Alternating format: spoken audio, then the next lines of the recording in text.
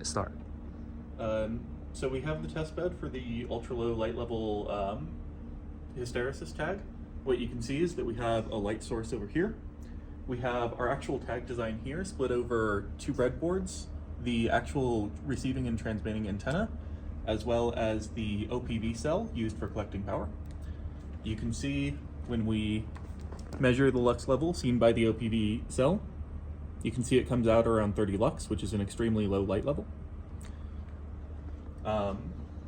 We have the device currently operating at this low lux level.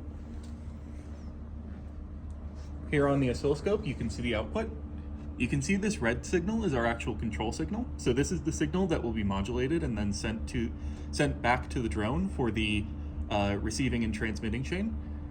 Here you can see the blue level. This indicates the charge that our capacitor is receiving. This is the collected and stored energy, as well as the discharging period when the actual device is operating.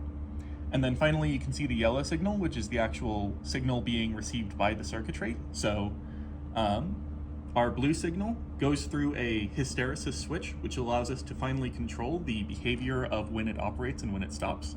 And that yellow is the actual power that the circuitry is receiving for doing the control.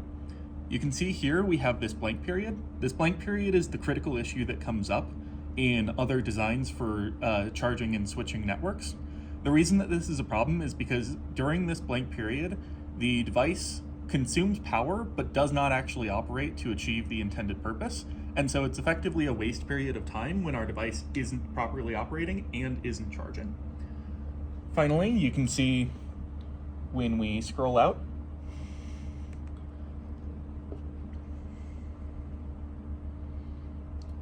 we can see the distinct charging and discharging periods of the device. So you can see during this period, our capacitor slowly charges up until it reaches a critical point, in which case the device will briefly discharge. During that discharging period, it actually sends the intended signal. And then finally, it will, after reaching a certain low point, it will begin charging once again. We can watch as this behavior changes by altering the state of the circuit. So as we increase the lux level available to the circuit, we can watch as the charging and discharging period becomes quicker, indicating that our device is more capable of operation and fast operation as we have more lux available. And as our lux decreases, the device will automatically account for that by increasing the charge period and decreasing the operation time.